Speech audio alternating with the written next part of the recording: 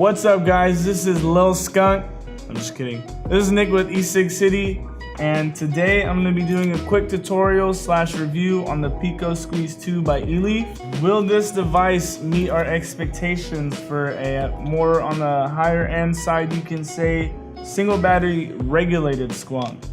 In this tutorial / review, we're going to dive down, check out what it comes with, everything inside. The unique build deck that it comes with is a single coil mode. We're going to talk about the specs, the features, and all that good stuff.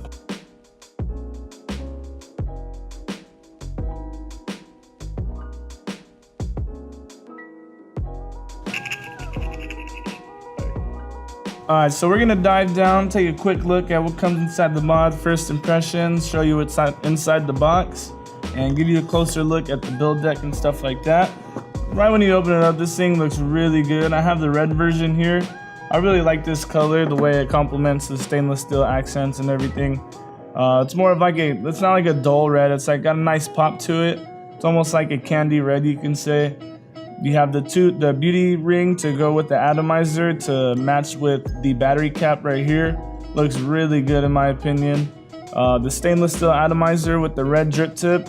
I like how it's kind of like a transparent. You have the nice white accents to go with that. On the back here, you have your fire button, your micro USB port.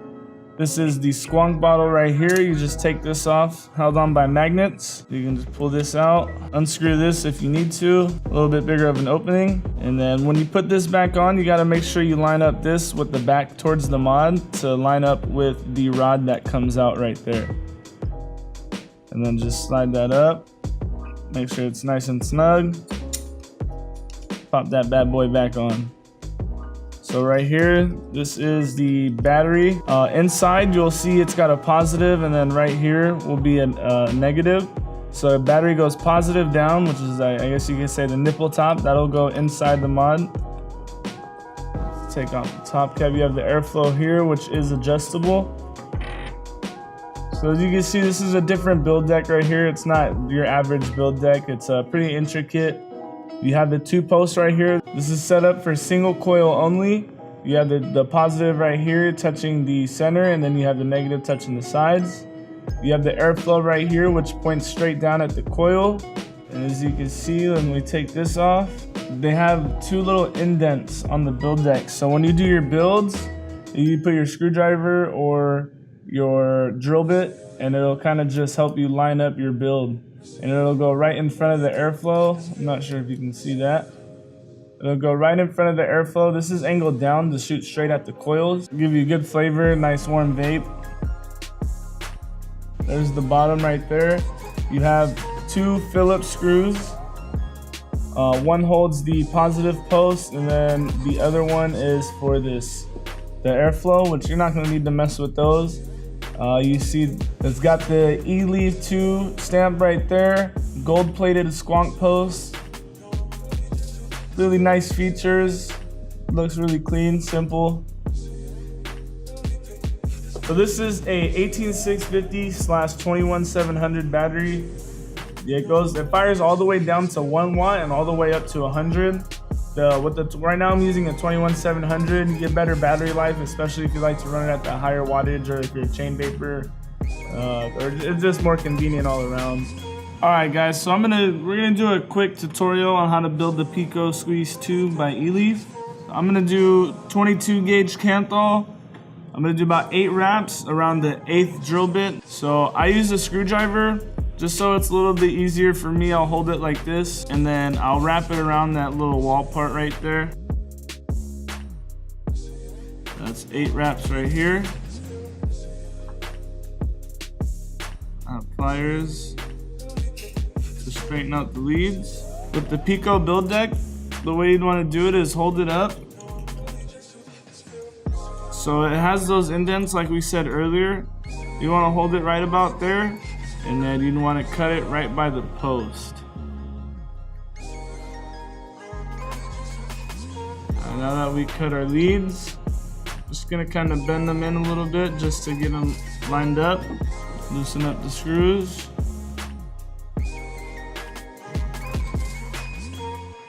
Boom. Tighten that bad boy up. Line it with the indents. About there. And fire it a few times, even out the coil. Just gonna do a quick pulse. You'll see how it kind of hot spots up here. Just crimp it a little bit. One trick you can do is get like a flathead or the end of the pliers and just kind of scrape the coils just like that and even everything out. We got a nice glow right there. So we're gonna cut your Japanese cotton. I have some organic Japanese cotton right here. I'll always cut it at an angle just to make it a little easier when you wick. Roll up the cotton. Put it through. Alright, so I'm gonna cut it. I'm gonna line my scissors up with the mod. Cut it right about there. And same thing, boom. And just get your tweezers. Tuck, tuck, and then boom.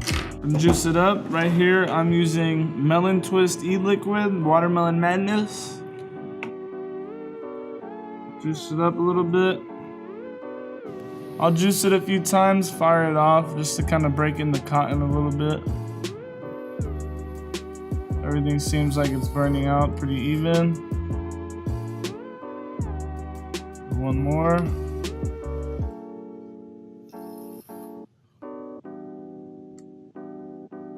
And then when you're firing, when you vape a lot and you're using a dripper, if you have these plastic tops, make sure you don't touch your coil with the top, because then it'll melt onto the wire.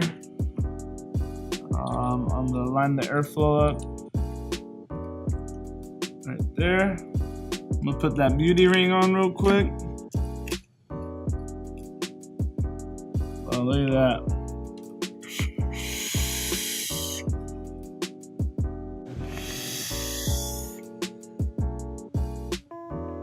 So at 55 watts on a 22 gauge 8-wrap build on an 8th bit, in my opinion, this is the way to go for this build. I mean, of course, everybody's gonna have their different styles, their different warmths on their vape, or their different wattages, or different watts. I like this one right here for this device specifically.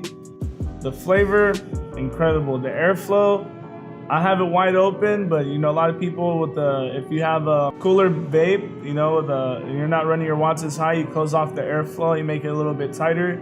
Right now with this build, I'm keeping it wide open, and this flavor, man, I can't get over this. Vapor production is there. At 55 watts, you'll have a nice balance between battery life and clouds. The curves on this thing is just, they rounded it off so well. It's really comfortable. The specs, like I said, 1 watt to 100 watts. You have the stealth mode in the menu. You have a preheat setting. You can change the color of the LEDs when you fire it. You have temperature control, nickel, titanium, all that stuff. You have the holes at the bottom for battery ventilation. All around, I mean, this seems pretty solid. It's got a good weight to it.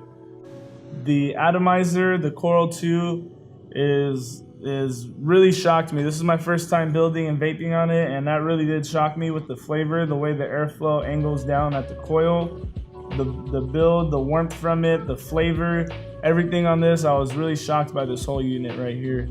When you first pop it open and you look at the build deck, it's kind of like, okay, this is a little weird. How am I gonna do this? After you really build it, it's not that bad. You can see it's pretty easy. It's user friendly. My opinions, would I buy this device? Yes. I like the fact that you can go really down low in wattage, but 100 watts for me, I'm never gonna go over 100 watts.